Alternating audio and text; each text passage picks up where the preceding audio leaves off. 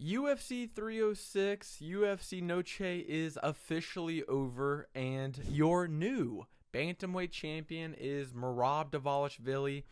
This card, was just not it. And I'm going to be honest with you, going into this fight, I was trying to give hope. I was thinking like maybe it's going to be like UFC 300. Everybody shits on UFC 300. They're thinking it's not going to be great, and it turns out amazing. And I was thinking the same thing with the spear. Maybe everybody's hating on it because, they've got a big surprise. They're going to hold out. They're not going to tell anybody. And then when you watch it, it's going to be insane. Prelims didn't really amaze me. And then the main card was cool, but like nothing insane. And then going into these fights, the main event, like Sean O'Malley, the guy I swore, I was like, Sean O'Malley's going to knock him out. Like, it's obvious, right? Merab, his striking is, like, so iffy. He rushes in so many times with his hands down. Like, he's going to get hit, right? And Sean O'Malley literally did nothing in this fight. Sean O'Malley landed a total of this fight, in a 5-round fight, 47 significant strikes. 47 significant strikes is what Sean O'Malley landed.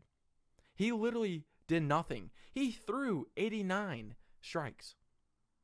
This was just a god-awful fight by Sean O'Malley. And props to Merab. He looked great. He did what Merab did. He won. There was 2 judges that gave rounds 3 and 5 to Sean O'Malley. And one judge, Mike Bell, gave the 5th round to Sean O'Malley, which I agree with Mike Bell. I gave the 5th round to Sean O'Malley. I thought maybe he had some more damage. He looked a little bit more active. Merab didn't really take him down and hold him long. The 5th round was for Sean O'Malley. But even then, I'm thinking this felt like a 50-45 for Merab. Sean O'Malley literally did nothing. And it was so weird because Sean O'Malley going into this fight had the most significant strikes landed per minute in bantamweight. He landed 7.35 per minute. He literally had less strikes thrown in this fight than he did against Peter Yan in a 3-round fight.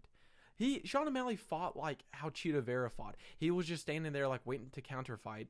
And then Merab wouldn't really blitz in like how he usually does. And then Sean O'Malley would try and force a strike and then just get taken down. It was just so bad on Sean O'Malley's part. And man, I take back everything what I said now. I feel so stupid. I'm thinking Sean O'Malley, he's a big superstar. People are overlooking him. They just hate Sean O'Malley. His striking's amazing. He has crazy knockout power. He's got good knockout wins. Knocked out Aljamain Sterling. People are just hating on Sean O'Malley. Boy, am I wrong. I'm stupid. Sean O'Malley didn't do anything in this fight. And then, first off, oh my God, Herb Dean. We got to talk about Herb Dean. Herb Dean pisses me off. There should be no instance for a ref unless a fighter is going unconscious or a fighter, is unconscious or a fighter's getting beat up. There should be no point where a ref should be work. Come on, work, guys. You got to work. In the first 30 seconds, Tim Welch is saying something to Merab, okay? And Merab literally is like, he can't say this. This is illegal. He can't say this. And Herb Dean, in the first 30 seconds of the fight, a main event fight, a bantamweight championship fight, tells Tim Welch in the corner, stop talking. This is a warning. This is excessive talking. You don't talk to the other corner. What? So now you can't tell the other fighter. You can't get in his head. Now you can't talk shit to the fighter. I could be in the stands talking shit to Merab, and that's fine. But if Tim Welch does it, who's in Sean O'Malley's corner, that's excessive talking. What? Dude, Herb Dean is so bad as a ref, and we want to overlook this because, he's been doing it for a long time. He's a good ref. No, he's not. Okay, he does this shit. And then in the 5th round, and this is where, I'm not trying to get conspiracy theory guy, right? But Herb Dean, multiple times throughout the fight, but in the 5th round, there's 50 seconds left, and Herb Dean looks at Merab, and he's like, come on, you gotta work, let's go, work. It's are you trying to get Merab killed? Are you trying to tell him, he's going to, this is a warning for Merab? He's winning the fight. He's literally circling out, not trying to get hit, trying to find an opening. He is working. He's fucking fighting. What are you talking about, Herb Dean? Oh, it irritates me. Dude, Herb Dean is so bad as a ref.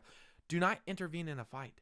Don't tell the fighters to work when they're standing up and they're looking for an opening. When you're in a fight and you're trying to find that open stance, you're like, okay, my footwork, I'm trying to find the range, trying the distance. When do I go in? Feint work, feint. Should I go for the takedown? And then you got to ref. Work.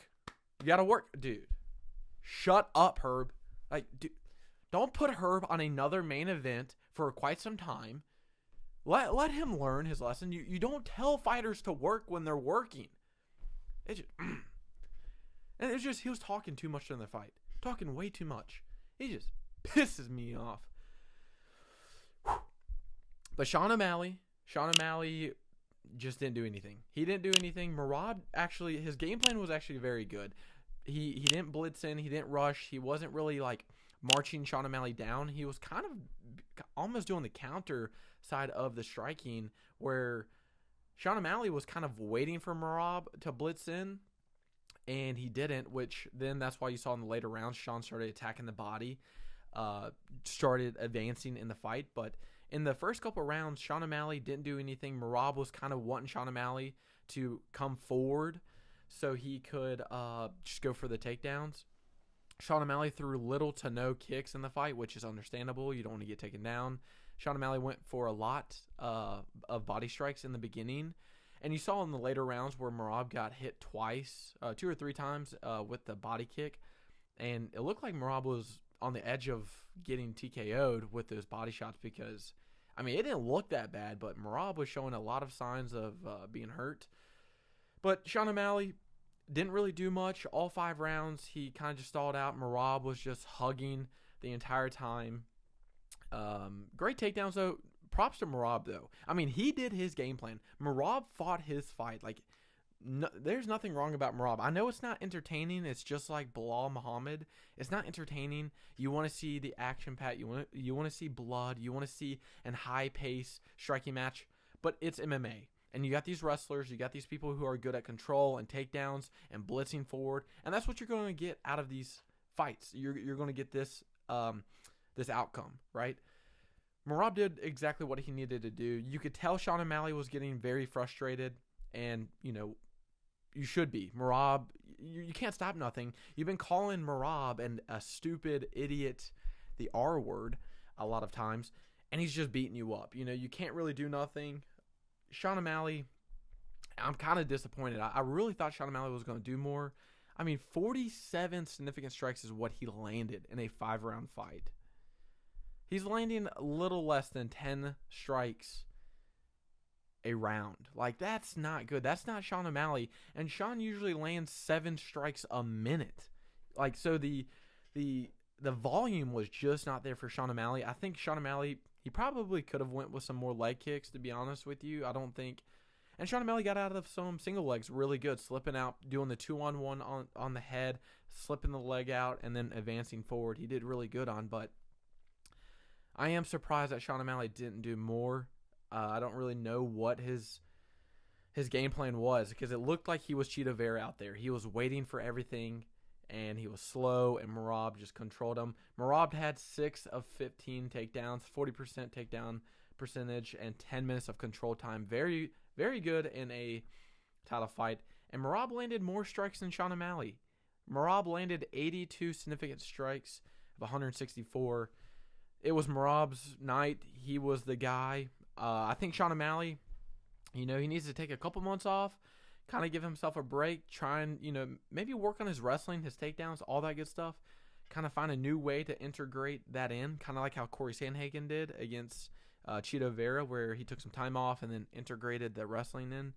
I like to see Sean O'Malley versus Cory Sandhagen. I think that's the clear fight, the number 1 contender right there. I think even though Sean O'Malley lost, he can win one more and get right back into it. Now, if Davison Figueiredo beats Peter Yan, I think Figueiredo is the deserving number 1 contender right there. But we'll see. Merab and Umar Nurmagomedov is clearly the next title fight in the bantamweight division. I think Merab, I mean, if he fights Sean like how he did Umar, I mean, he's going to be a problem. Merab has fought some great champions and beaten great champions. He beat Henry, former champion, beat Peter Yan, former champion, beat Jose Aldo, former champion, beat Marlon Moraes, who was contending for a championship.